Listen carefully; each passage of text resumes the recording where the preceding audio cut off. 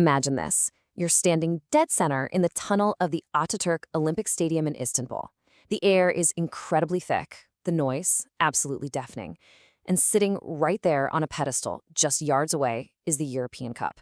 It's the heaviest piece of silverware in club football, not just literally in physical weight, but in the sheer psychological burden it carries. Today, we're unpacking a night that defied logic, defied tactics, and honestly, defied history itself.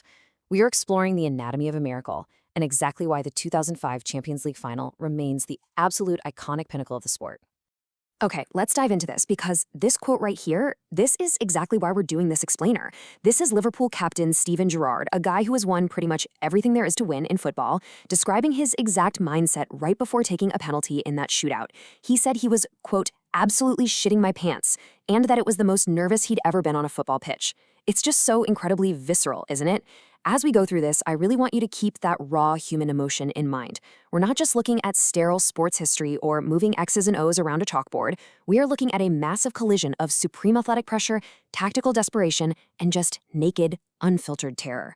So, to truly wrap our heads around this match, we have to look at the stark contrast in how the people who actually played it remember it. On one side, you've got AC Milan legend Alessandro Costacurta. His perspective? Milan didn't collapse at all.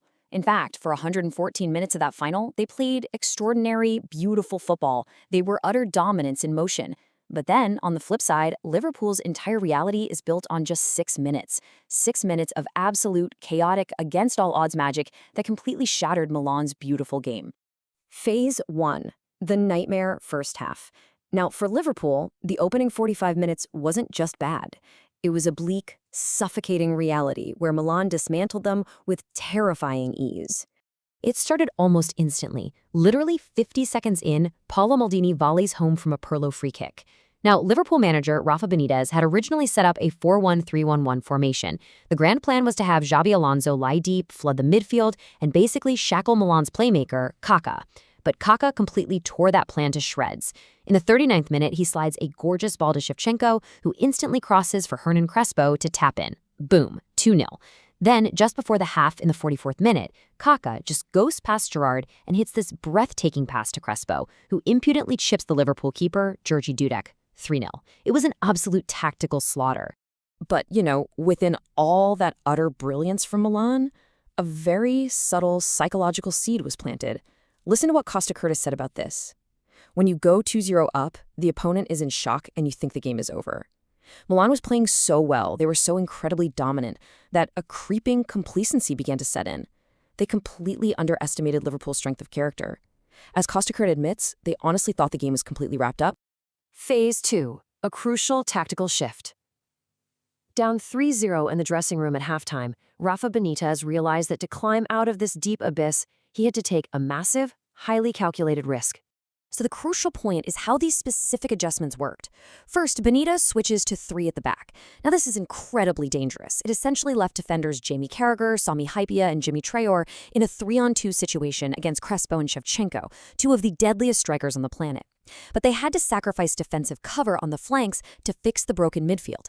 Second, he brings on Dietmar Hamann to sit deep. And third, doing that frees up Steven Gerrard to push forward into a much more attacking, thrusting role. It was a completely brilliant tactical gamble to suffocate Pirlo and Kaká. Phase 3, 6 minutes of magic. Suddenly, the pace on the pitch becomes frantic, chaotic, and completely uncontrollable. As Liverpool unleashes a storm Milan is entirely unprepared for. And this brilliantly illustrates the sheer madness of it all. Just look at this timeline. In the 54th minute, Steven Gerrard rises up and loops an impossible header into the net, 3-1. Literally 2 minutes later, 56th minute, substitute Vladimír Šmicer hits a rasping long-range drive that Dida just can't keep out, 3-2. Then, in the 60th minute, Gerrard surges into the box and gets pulled down by Gattuso, penalty. Xabi Alonso steps up. His initial shot is actually saved by Dida, but Alonso crashes the rebound right into the roof of the net, 3-3. 3 goals, 6 minutes. A 3-0 deficit completely erased. Now, I absolutely love this little detail from the source material. Remember Costacurta talking about Milan losing focus earlier? Well, while Steven Gerrard was scoring that first crucial header to make it 3-1, Kaka was actually standing there adjusting his shin pad and tying his laces as the ball passed him. It's this tiny, almost unbelievable visual, but it perfectly encapsulates how Milan, both literally and figuratively, lost their focus during that chaotic blitz. Phase 4. Dudek's ultimate defiance. As we move deep into extra time, the adrenaline fades, replaced by agonizing, heavy exhaustion. It requires a moment of pure defiance. Picture this. It's the 11th, 18th minute. There is exactly 1 minute left on the clock. Milan's Andrea Shevchenko, who is the European Footballer of the Year, mind you, finds himself with a free header from point-blank range.